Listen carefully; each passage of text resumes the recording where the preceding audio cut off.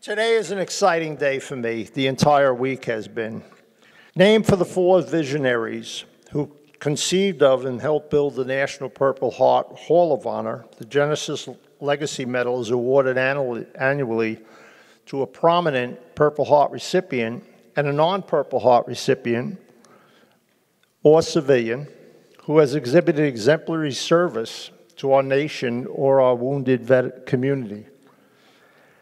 Early this week, during our lunch in New York City, we were pleased to be able to recognize Tunnels to Tower CEO Frank Silla for his dedication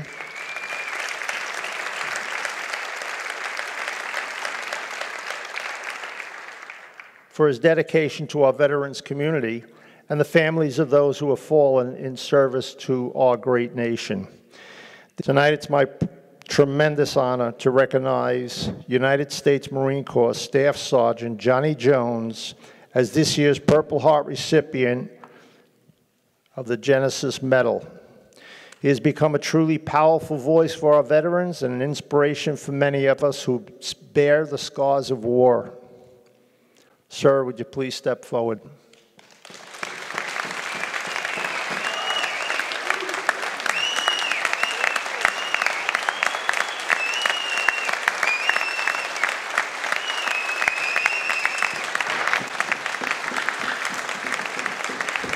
Thank you.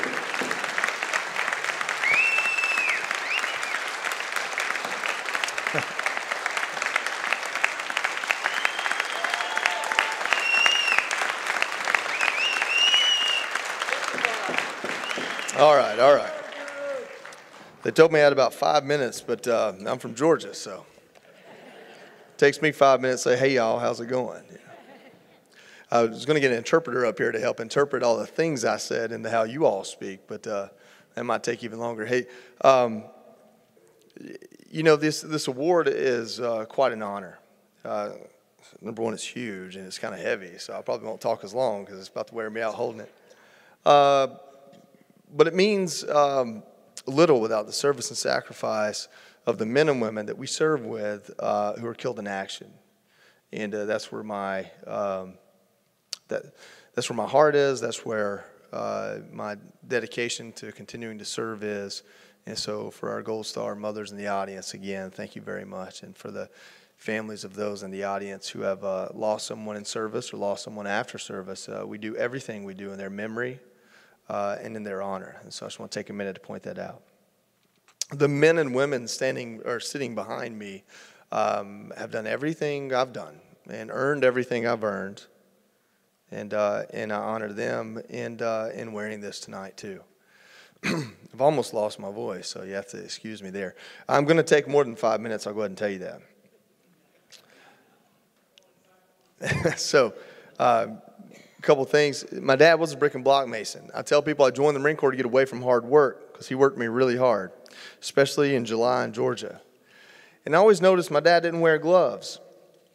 And about once a week, he'd cut himself or hurt himself, and he'd be bleeding, and he'd be putting a Band-Aid on it, keep on working. I asked my dad one time, I said, Dad, why don't you ever wear gloves, you know?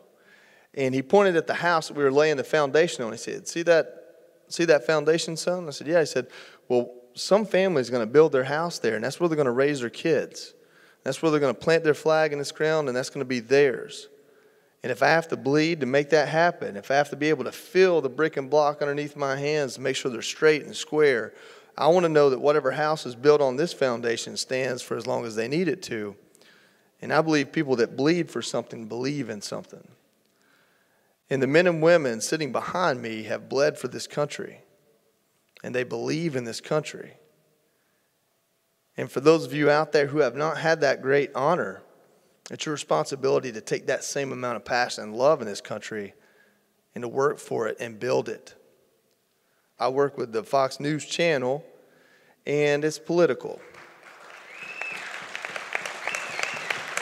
But let me tell you, as far as politics go, I want my gun room big and my government small, and everything else I'm willing to have a conversation about. So I'm not trying to get political tonight. And tonight, I want you guys to know that my reason, my passion, my drive to do that was to simply speak for the people that raised me and to the people that raised me.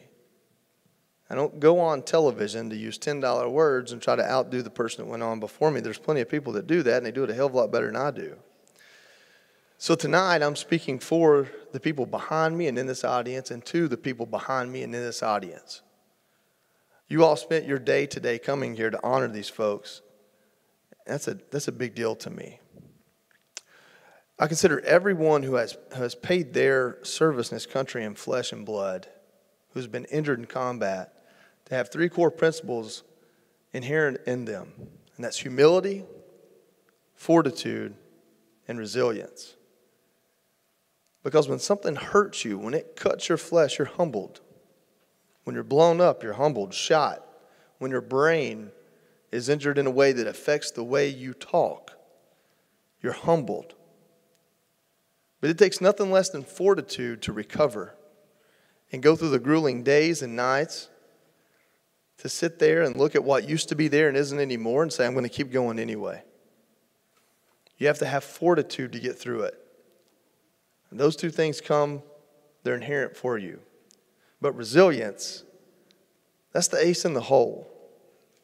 Because resilience is when you leave that hospital and you recover and you're dealt with the limitations, if it be in a wheelchair or missing limbs or having a stutter you didn't have before, whatever it is, and you live the rest of your life and you do it with a smile on your face and determination in your heart.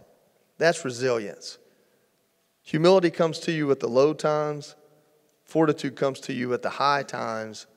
But resilience gets you through all the times in between. And resilience comes in the form of family and community and people who take care of us and remind us why we're here and what we're doing.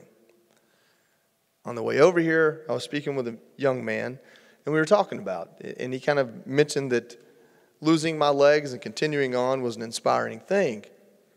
Ladies and gentlemen, I lost my legs in combat. I was a bomb tech. Obviously, I wasn't that good at it.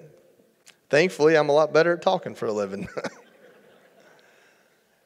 And that's a big deal. Being injured in combat is a big deal. Having a physical disability is a big deal, but so is divorce, bankruptcy, cancer, losing your parents, losing your children. These are tragedies that happen to every single one of us, yet every one of those tragedies is represented in this room tonight, but we're all here. We're all smiling, clapping, cheering, and honoring those we love and ourselves. That's resilience. So anything that might have merited an award for me tonight, you can look in the mirror and say, you know what? I did that too. Because you did. That's what makes this country an amazing place. This country is the greatest place in the world. You can clap for that.